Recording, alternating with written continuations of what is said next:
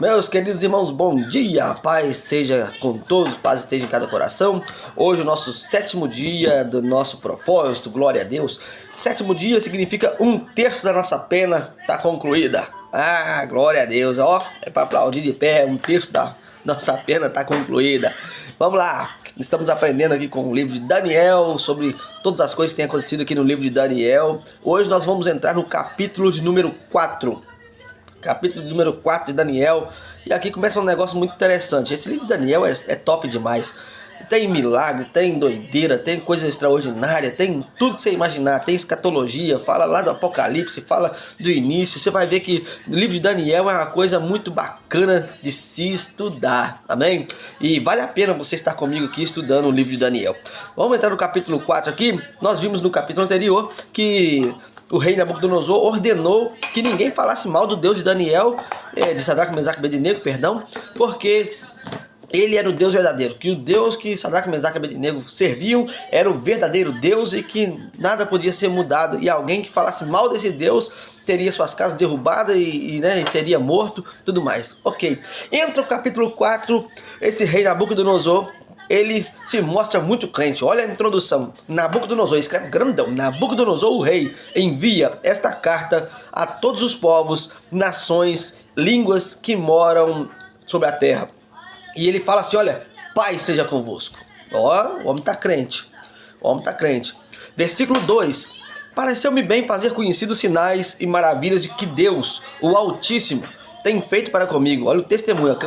Versículo 2 e versículo 3 é o testemunho dele. Ele testemunha. Veja que aqui é uma carta. Capítulo 4 é uma carta que o rei Nabucodonosor ele envia para todas as nações à sua volta.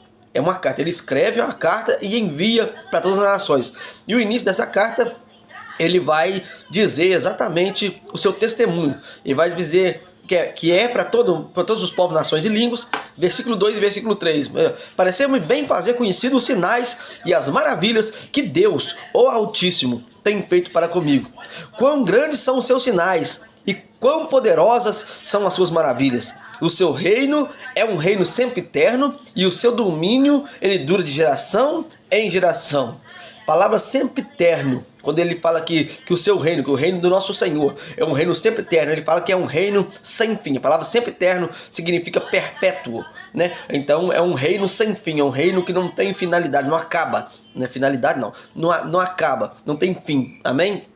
Então ele vai declarar com a sua boca o seu testemunho. Deus tem feito coisas maravilhosas na minha vida. Deus operou milagre no meu reino. Deus operou sobre a minha vida e me fez crescer e parará. Ele vai dar esse testemunho e ele vai dizer que o Deus, o Senhor é o Deus Altíssimo e que ele tem feito tudo isso e o seu reino é sempre eterno, será sempre eterno. Ele é perpétuo, né? Agora entra no versículo 4 em diante. Aqui a partir do versículo 4 em diante, o Nabucodonosor ele vai começar a contar sobre um outro sonho.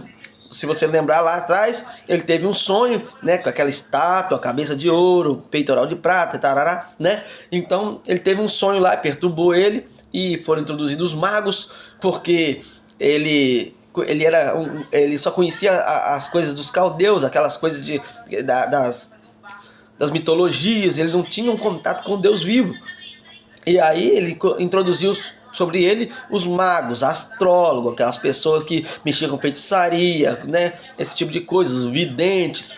Esse povo ele chamava para tentar ajudá-lo. No final das contas não teve jeito, Daniel aparece no cenário e salva todo mundo, revela o sonho e a interpretação, né? Agora, a partir do versículo 4, ele vai ter um novo sonho. E esse sonho agora já não é com a estátua mais, é um sonho com uma árvore. E aí ele começa a se perturbar de novo com o sonho. Mas poxa, se ele agora é um crente, se ele agora está dando glória a Deus, se ele agora está dizendo paz seja convosco, se ele agora está enviando cartas para as nações e dizendo que Deus fez todas essas coisas, por que viria sobre ele um outro sonho para começar a perturbar Nabucodonosor de novo? E é aí que nós vamos entender, porque a partir do versículo 4, nós vemos que não faz parte da mesma carta, porque aqui já se passa um pouco de tempo. Nós vamos perceber isso porque a partir do versículo 4, quando ele começa a relatar o seu outro sonho, nós vamos ver que ele já não está crente mais. É isso mesmo. O mesmo Nabucodonosor, que acaba de dizer, Pai seja convosco, que fala que Deus Altíssimo fez todas as coisas por ele, a partir do versículo 4, ele vai voltar às práticas antigas. Ele vai voltar aos seus costumes normais. Ele vai voltar a ser o mesmo que ele era lá atrás. E aí Deus, vendo que o seu coração estava se voltando para a adoração a deuses pagãos, eu aqui nesse capítulo eu vou mostrar para você que Deus é esse. E vendo Deus que o seu coração estava se voltando para as práticas antigas e que aquela adoração que ele deu ao Senhor foi tipo um fogo de palha que durou pouco tempo, Deus então começou a perturbar o coração dele com esses sonhos, né? E o sonho era que estava sossegado na sua casa e florescente, tranquilo no palácio. Tive um sonho que me espantou. As imaginações da minha cama, visões da minha cabeça se turbaram. Por mim se fez um decreto pela qual fosse introduzida a minha presença. Olha bem, todos os sábios da Babilônia, para que se fizesse a interpretação do sonho. Então entraram os magos, entraram os astrólogos os caldeus e os adivinhadores. E eu contei o sonho diante deles, mas eles não tiveram a interpretação. Então aqui nós vemos que, a partir do versículo 4 aqui, não é a mesma carta que ele manda lá a partir do versículo 1. Né? Versículo 1, 2 e 3, ele manda a carta para todas as nações e ele dá glórias ao Senhor Deus Todo-Poderoso. A partir do versículo 4, nós vamos ver que o coração dele já é o coração do rei antigo, né? É o coração que ele tinha antes. Ele já voltou para as práticas antigas, já estava todo lascado no meio das astrologias, que tem tudo. Por quê? Quando o coração dele se perturba com um sonho, daqui a pouco nós vamos ver o sonho, quando o coração dele perturba com um sonho, ele automaticamente, irmãos, um servo do Senhor, ele ia chamar Daniel, tá certo? Por quê? O único que resolveu o problema dele no último sonho foi Daniel.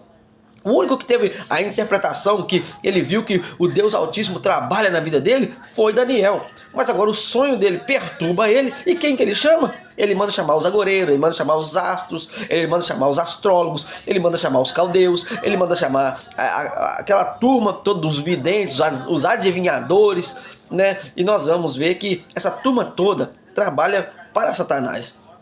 Sim, lá quando Paulo, lá no Novo Testamento, quando Paulo está ali pregando a palavra, de repente a Bíblia relata sobre uma menina que tinha um espírito de adivinhação. Ela era adivinhadora e tinha ali um espírito maligno que revelava para ela as coisas. Então a gente tem que prestar muita atenção sobre esse negócio de adivinhação, porque a cigana vai lá, vou ler sua mão. Espíritos de adivinhação, você está lidando diretamente com demônios, tá certo?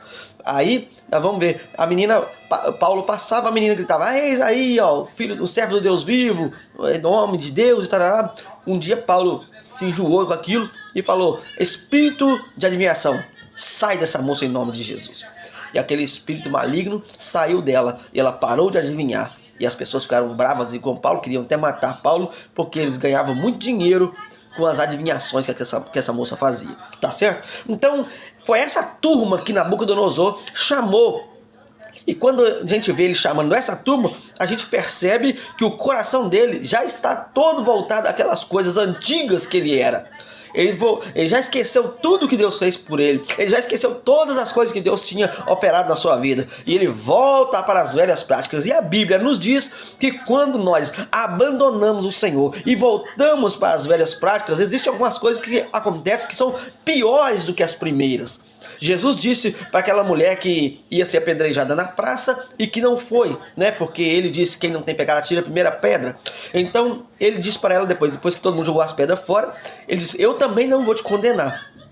Contudo, vá e não peques mais, para que não te aconteçam coisas piores, tá certo? Então a Bíblia é muito enfática, nós percebemos que estamos errados.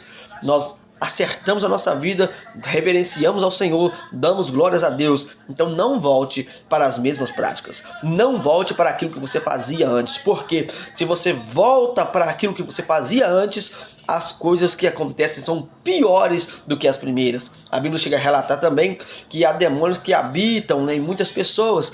E esses demônios, quando você entra na presença do Senhor, eles são expulsos. né? Eles saem, eles não têm o poder de trabalhar em você, mas eles andam por lugares desertos, eles vagam, e daí a pouco eles falam, vou voltar lá, porque quem sabe aquela casa não está vazia.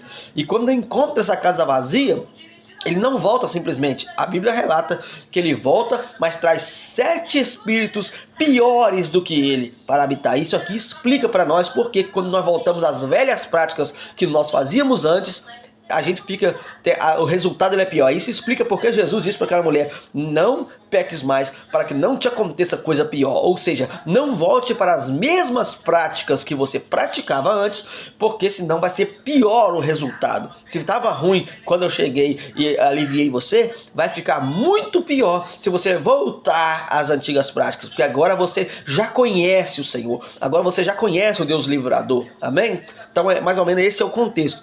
Agora, Nabucodonosor, ele volta às antigas práticas, ele volta a procurar os adivinhadores, ele volta a procurar os agoreiros, os astrólogos, os caldeus, esse povo que fazia todo tipo de magia, trabalhavam diretamente com demônios. E aí vai piorar. No versículo 8 vai ser a cereja do bolo, aonde Deus vai entrar para marretar ele mesmo, onde Deus vai entrar para arrebentar com Nabucodonosor. E eu vou te explicar o porquê.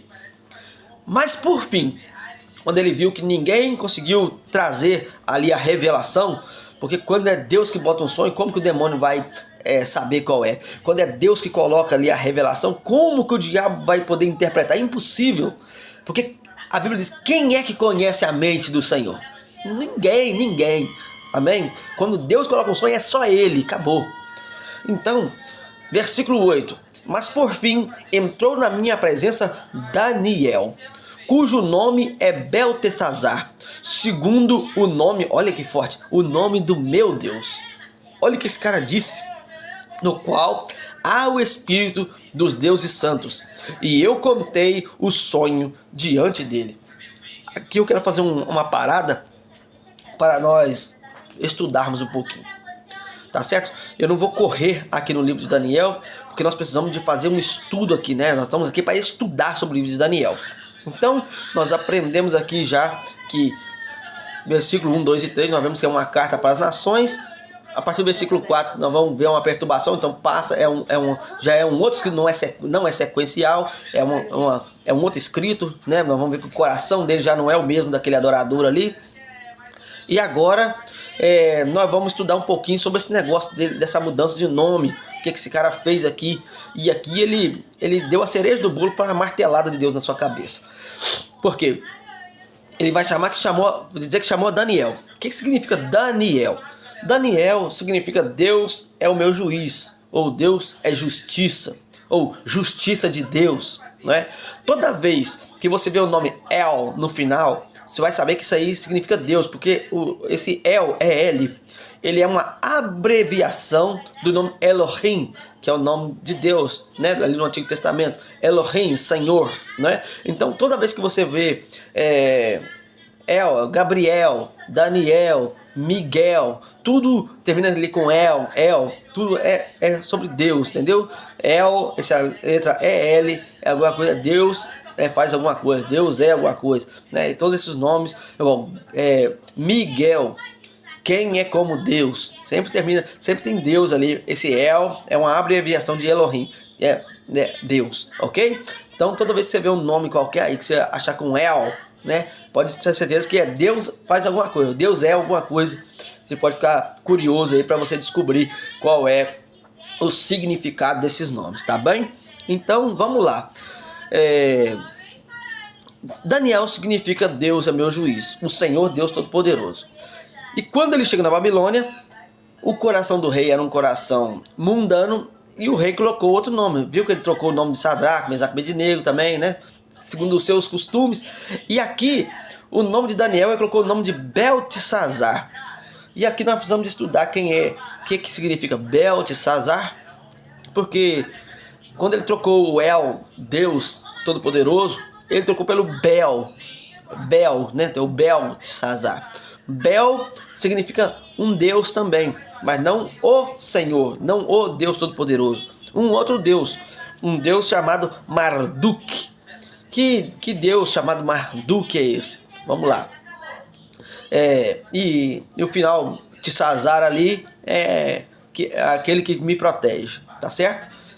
O Bel é o nome de uma divindade, de um deus pagão, e o Tessazar ali aquele que me protege. Então ele está dizendo que ele trocou o nome de Daniel. Daniel significa que o Senhor Deus é justiça, e trocou para Beltesazar, que é esse Deus Bel, esse Marduk aí, que esteja na proteção dele, né? Esteja na proteção do Senhor, do reino.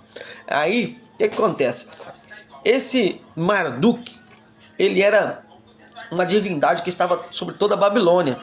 Sabe quando a gente vê aqui os padroeiros, né? Eles falam aí que a Nossa Senhora Aparecida é a padroeira do Brasil, ela está protegendo o Brasil, né?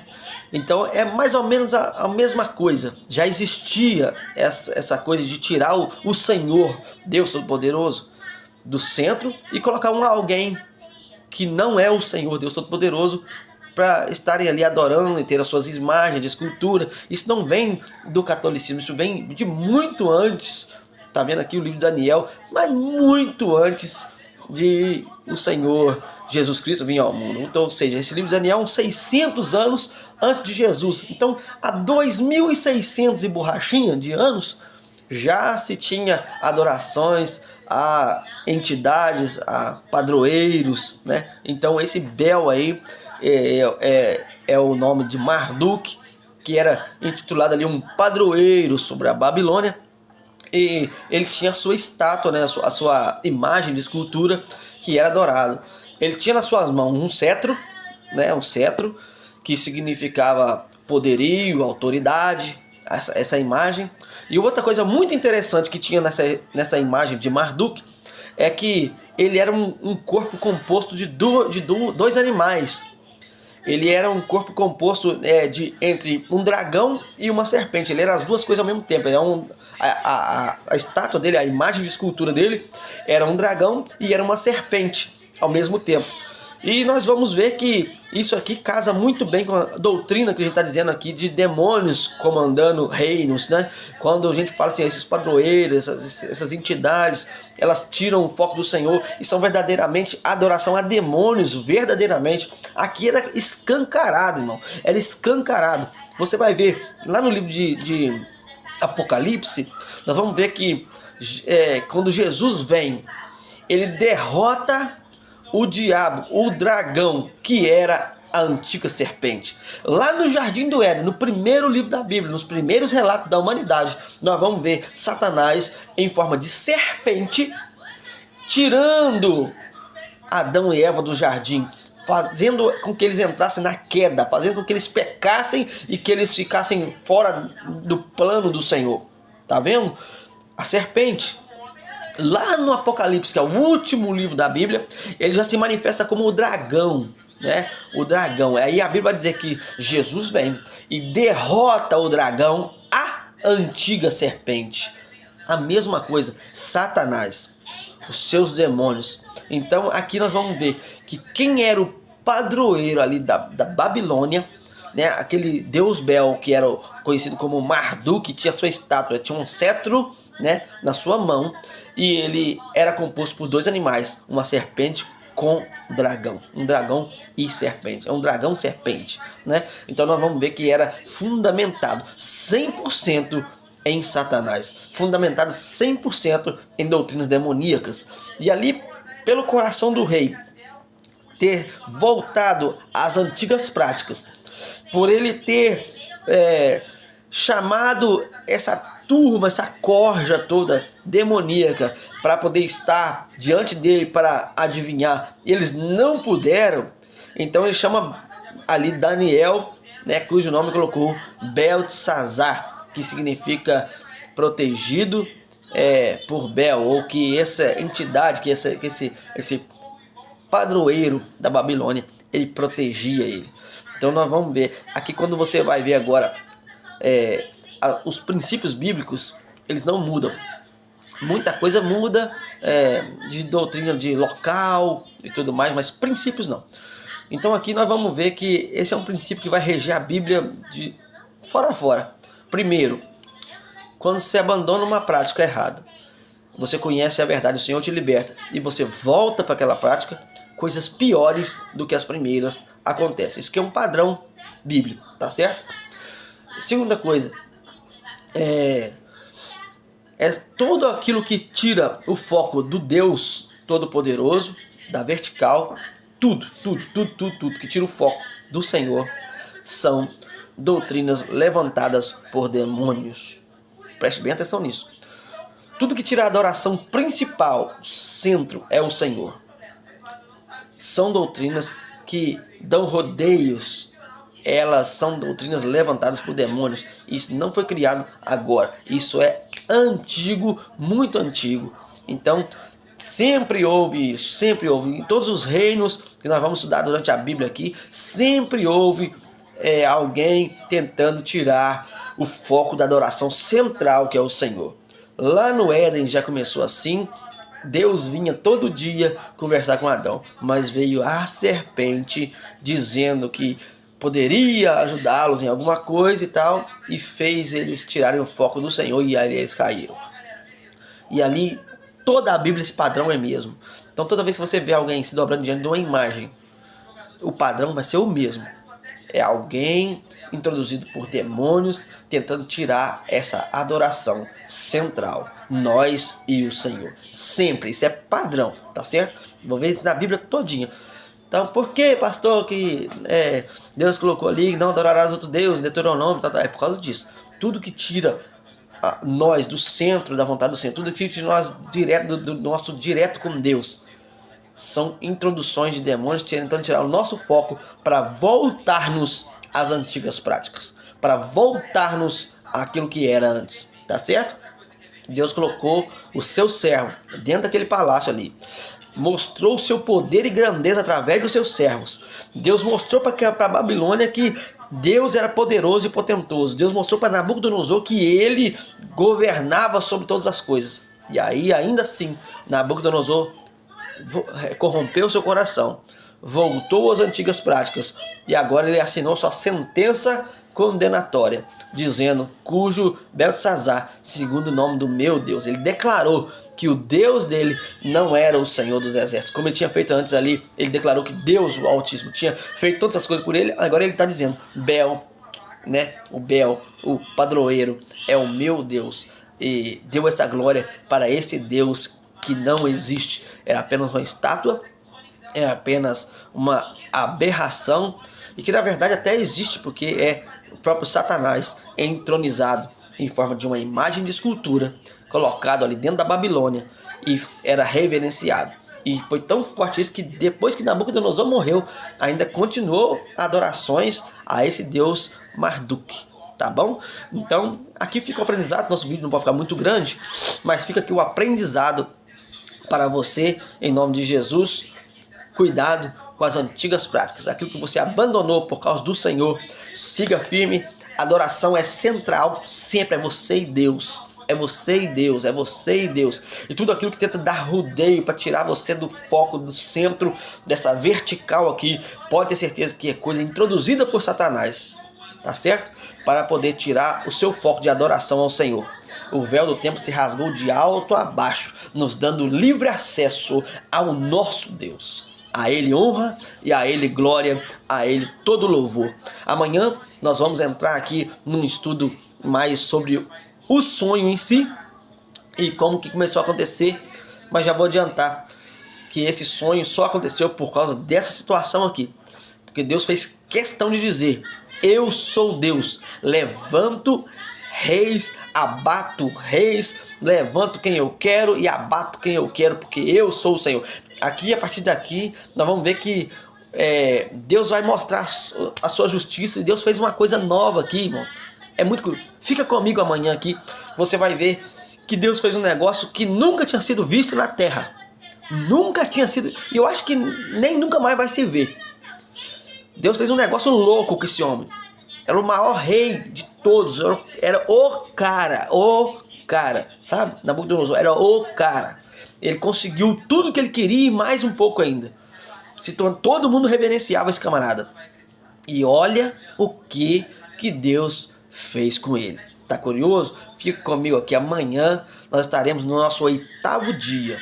do nosso jejum aqui, no nosso 8º dia do nosso propósito, e nós iremos aprender coisas novas, porque Deus é Deus que faz coisas inefáveis, ou coisas diferentes, coisa nova, coisas que o olho não viu, que o ouvido não ouviu e que o coração não consegue sentir, coisas que o nosso Deus ele prepara, coisas que Deus faz, amém? Então amanhã fica comigo que nós estaremos meditando sobre isso aí. Que Deus possa abençoar, que esse aprendizado seja para o seu crescimento em nome de Jesus.